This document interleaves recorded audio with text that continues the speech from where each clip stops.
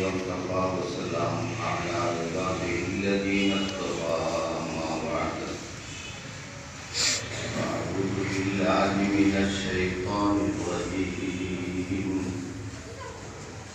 बिस्मिल्लाहिर रहमानिर रहीम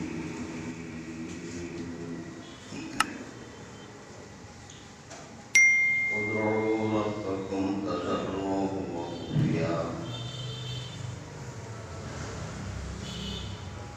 बलग़ल उला बिकमालिही कशफ़त दुजा बिजमालिही हसुनत जमीउ ख़िसालिही सल्लु अलैहि व आलिही बलग़ल उला बिकमालिही कशफ़त दुजा बिजमालिही हसुनत जमीउ ख़िसालिही सल्लु अलैहि व आलिही अल्लाहुम्मा सल्लि अला मुहम्मदिन अब्दिका व रसूलिका व सल्लि अलल मुमिनीना वल मुमिनाति वल मुस्लिमीना वल मुस्लिमात।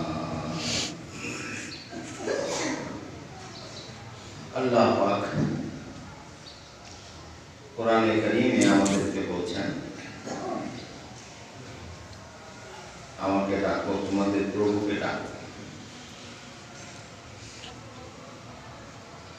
আর অন্য আয়াতের মধ্যে বলছেন, উজিবু দাওয়াতাদ দাঈ ইযা দাআন, যখনই কোনো বান্দা আমাকে ডাকে তখনই আমি ডাকের জবাব দিই। সুবহানাল্লাহ। অর্থাৎ ডাকটা আমি শুনি।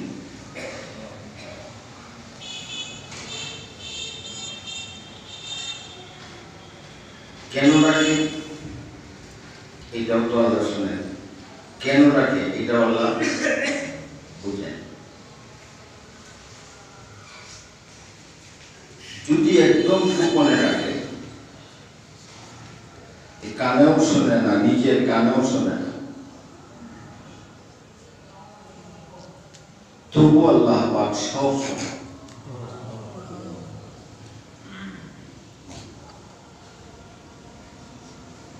যেটাকে আমরা দোয়া বলি।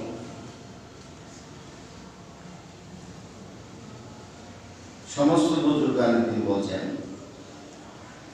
যার দোয়া এসে গেছে তার সব এসে গেছে।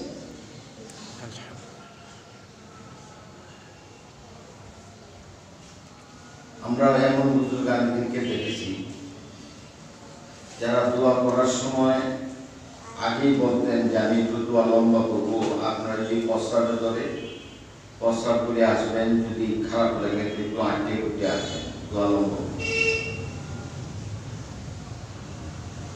রুমালের মধ্যে পেঁচায়া হাতটা এবার ধরতেন, তাতে হাতে ব্যথা না হয়। আর কাঁদতেন, আল্লাহকে বলতেন, যত বলার বলতেন, একটা কথা বারবার বলতেন, বারবার বলতেন। এমন রাত গেছে নবী সাল্লাল্লাহু আলাইহি ওয়াসাল্লাম যে একজন উম্মতের দোয়া করতে করতে নবী রাত পার করে দিয়েছে। আর উসমানের জন্য দোয়া করছেন, সারা রাত পর্যন্ত দোয়া করছেন রাদিয়াল্লাহু তাআলা। এই দোয়া যে আমরা করব,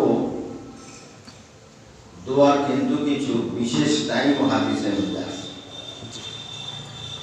আল্লাহ পাক কুরআনে বলেন সবসময় টাকার জন্য, তুমি সবসময় টাকার মধ্যে আল্লাহ পাকের কিছু বিশেষ রহমতের দরজা আছে খোলা হয় বান্দার জন্য, সেই টাইমগুলি হচ্ছে।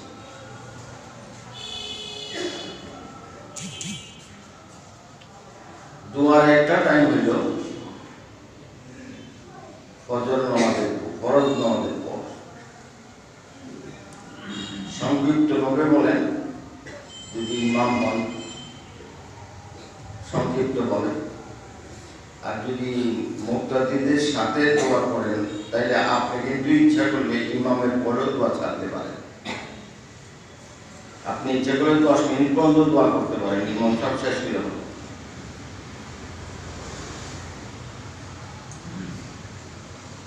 আর নামাজ দোয়ার সময় যেহেতু সবাই হাত উঠাই আমরা, সুতরাং সবার খাতিরে আমার উঠানোরাও হাত। সবাই একরকম করলাম, আমি আরেক রকম করলাম, তো সুবিধা লাগলো না। সবাই দোয়া করতেছে, তখন আমি দোয়া না করে অজুবা করলাম।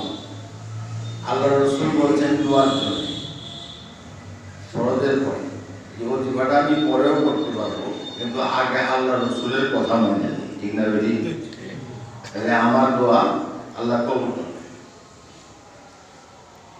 আরেকটা কথা, যদি সমস্ত দোয়ার মহফিলে আল্লাহ একজনের দোয়া কবুল করেন, তার সাথে সবার দোয়া কবুল করেন।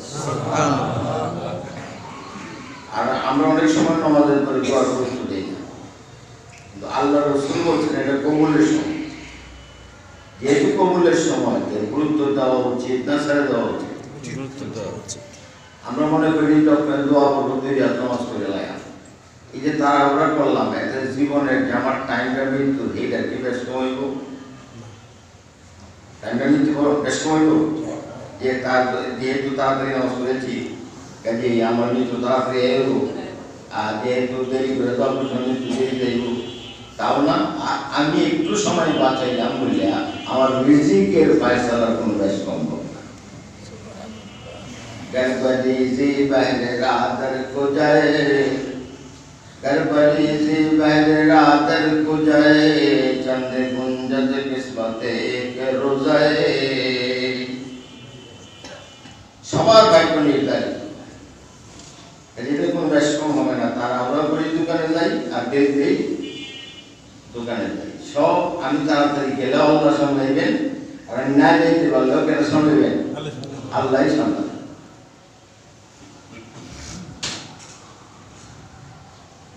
এক বুজুর্গ ওযু করতেছেন, ওযুর সময় বহুত বড় বুজুর্গ আল্লাহ পাকে ইলহাম করে বললেন, তোর এই বেজালিয়া ইবাদত একটাও আমার কাছে কবুল না। তখন তোমার বছর 70 উপর চলছে, একটাও কবুল না। তুমি শুনছেন ওযু করতেছেন, এইভাবেই কাজ করতেছেন। তো মুরিদরা বলতেছে, হুজুর কবুলই হইতো না, তুমি নিয়ত করে লাভ কি? যতদিন আসলে একটু বিশ্রাম করে ঘুমায় নেয়। তখন তিনি বললেন,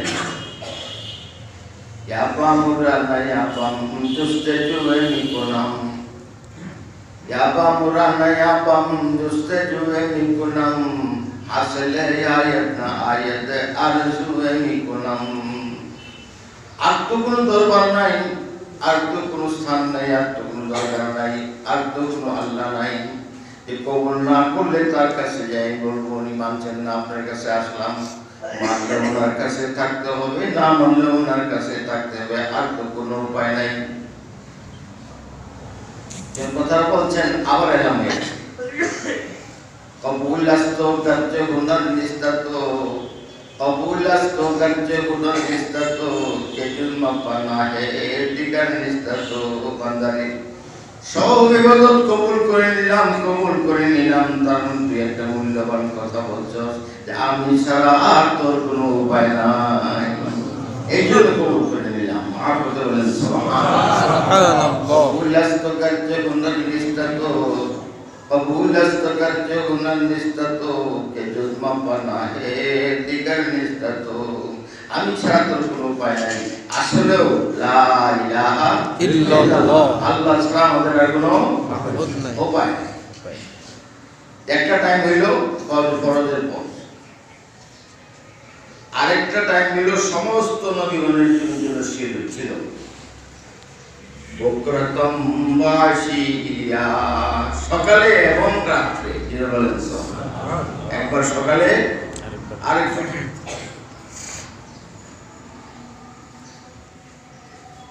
সকালের ইবাদত ডাক আল্লাহ যেন শোনেন, সন্ধ্যার পর ডাকা দরকার, আল্লাহ যেন শোনেন। কয়টা টাইম গেল? আরেকটা টাইম হইল আযান থেকে একামত পর্যন্ত। একামতের সময় দোয়া কবুল হয়, আযান থেকে একামতের মাঝখানে দোয়া কবুল হয়। এই কয়টা টাইম? তিনটা। আরেকটা টাইম হইল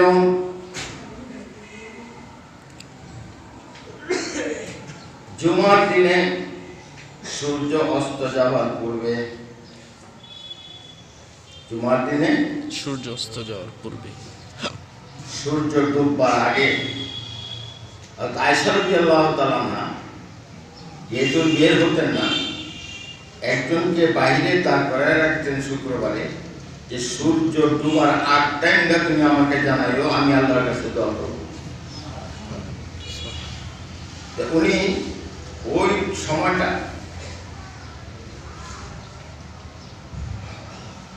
দেখতেন যেমনি সূর্য লাল হয়ে গেছে, দৌড়ে এসে বলছেন আম্মা জান সূর্য লাল হয়ে গেছে, এমনি দোয়ার মধ্যে বসলে আর সূর্য ডুবা পর্যন্তই আল্লাহর কাছে কাঁদে। একটা লোক যদি সকাল থেকে সন্ধ্যা পর্যন্ত, সন্ধ্যা থেকে ঘুমানোর আগ পর্যন্ত সে যদি বিশ্বাস করে আল্লাহর কি ডাকে, তাহলে তারা কোনো কাজ ছাড়াই আল্লাহ জোর করে খাওয়ায়। একবার পোষা করছে আমি খাইতাম না, হুজুরে বাস করছে আমি খাইব, খাওয়াই আল্লাহ কিবা দেখলাম খাওয়ায়।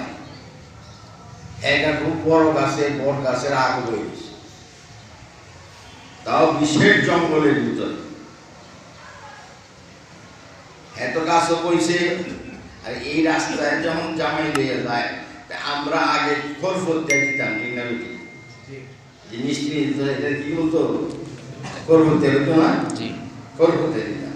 এই খরফতে লইয়া যায় তখন একজনের কয় হুজুর গাছের এখন তারা বইছে, বলে এটাই বড় ফিস, এটাই কি বড় ফিস, তাড়াতাড়ি খরফতে একটা তৈরি যায়, খরফতে ভাইয়া তৈরি গেছে। ডাকাতরা যখন এই গাছের তলে বিশ্রাম করতে আইছে, হেঁটে হেঁটে বাতাসার পাইলা বলে যে বিষ মিশানো ছাড়া তৈছে না, আমরা মারণের দিকে দেখ আশপাশে মানুষ আছে, খুঁজে খুঁজে ভাই নাই নিয়ে একটা হুজুর যে বেটা বিষ মিশিয়েছে যাদের উপরে বই দিচ্ছে, আমরা কাই কিনে দেখবো নাম তাহের নাম তো একবার খাইতাম না, এটা নাম তো একটি কয় খাবো না, তখন বুঝছে এইটাই বিষ মিশাইছে। উঠছে একটা উঠতে গেলে উল্টে বাড়ি আসতে আস্তে আস্তে না, একটা বাড়ি দেয় আর নামে, একটা বাড়ি দেয় আর না, শেষ পর্যন্ত নামছে না, আমি খাইতাম না। এই যে করতেছে খাইতে বাড়িতে আমি তোদের খাইতাম না, ওরা দৌড়ে গেলে যাতে এই দোষের বেলে ফুটাইছে, ফুটাইলে পরে দাঁত করে না, দাঁত লাগাই রাখছে কামকে দিকে, তার জন্য লাগা রাখছে, তখন একটা সুরি দিয়ে দাঁত, তারপর সুরি দিয়ে রয়েছে ওষুধ হার মারবো, মুখ খুলছে তখন সুরি উঠছে, মুখ খুলছে খুলে রুল দিছে, রুল দেয় মুখটা খুলাইছে, খুলাই করে তেল বাতাসা দিয়ে আর রুল দেওয়া নাই, আর হেঁকাই করে খাইতাম না, বলে বুঝছি বুঝছি বুঝছি কি বুঝছো আল্লাহ খাওয়ায় না, খাইতো চাইলে গাছ থেকে লাগিলে বেরিয়ে নামায়, তারপরে যদি খাইতো না চাই রোল দেওয়া পাড়ায় হইলে আল্লাহ খাওয়ায়, খাওয়ায় আল্লাহ, আল্লাহ খাওয়ায়। খাইতে যদি না পারবো না চাই রোজ লোক উতায়া না খেতে মুখে দইলেও খাওয়াই, ঠিক না বেশি না খেয়ে আমি থাকতে পারতেন। তাহলে আল্লাহ ডাক দিয়ে বলেন আল্লাহু ইয়ারযুকু মান ইয়াশাউ বিগাইরি হিসাব, আল্লাহ যারে চায় হিসাব ছাড়া খাওয়ায়, আর যারে বেশি মহব্বত করে এর আটকায় আটকায় খাওয়ায়। যেটা বলেন আল্লাহর মহব্বতের বান্দারা মুসিবত বেশি। আল আশিদ্দাউল বালায় আল আম্বিয়া, নবীগণ ছিলেন সবচেয়ে বিপদগ্রস্ত। নবীকে যেটুকু মহব্বত করবে তার বিপদ তত আসবে, ঘাবড়ে না যে এটা দুনিয়া আখিরাতে না। যেটা বলেন সুবহানাল্লাহ, মহব্বত করেন বাল্লাহুল্লাহ বিকামালিহি কাশাফাত দুজা বিজামালিহি হাসানাত জামিউ খিসালিহি সাল্লাল্লাহু আলাইহি ওয়া আলিহি। আরেকটা খুতবা মাঝখানে, খুতবার সময় কথা বলা যায় না, নবীজি না করছেন, এমনকি ফতোয়ার মধ্যে আছে কেউ কথা কইলে তারে সুদ করণ লিগে কইও না, আল্লাহ আল্লাহ করতে দাও, এর আল্লাহ আল্লাহ মনে হইব তুমি যে কসুদ তাও তোমারও দুটো দাঁড়িয়ে গেল, সুদ তাহলে কথা কইল না, ঠিক এটা বলেন জি ঠিক। ইমাম সাহেব নামাজ পড়তেছে, নামাজ পড়াইতেছে দুইজন মুসল্লি। তো ইমাম সাহেব যখন নামাজ পড়ায় তেমনি খুব বড় একটা মাছ ফাল ফাটছে, পুকুর থেকে আয়া পড়েছে টান। এমনি একটা করে দেখ দেখ কত বড় মাছ নামাজ হয়েছে। এটা কয় এই নামাজের কথা কয় না, নামাজ হয়েছে।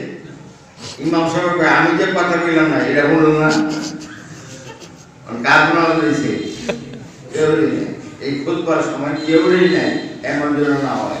যিনি খুতবার সময় কথা বলবেন তিনি নামাজের অর্ধেক সব হইতো, কারণ অর্ধেক নামাজ তার ছুটে গেছে। জুমার দিনে নামাজ 2 রাকাত, যোহরের নামাজ 4 রাকাত।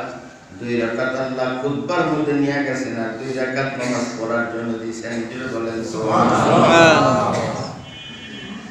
খুতবার মাঝখানে টাইমটা আরো টাইম আছে, আরো কত টাইম আছে। লাইলাতুল কদর আছে, শেষ রাত্র আছে। আল্লাহ পাকের সাহাবীগণ ওয়াবিল আসহারি হুম ইস্তাগফিরুন, সমস্ত সাহাবাগণ রাত্রির শেষে তাহাজ্জুদের সময় উঠে তারা শুধু আস্তাগফিরুল্লাহ পড়তো, তারা আরো ইবাদত করে আস্তাগফিরুল্লাহ পড়তো, ক্ষমা চাইতো।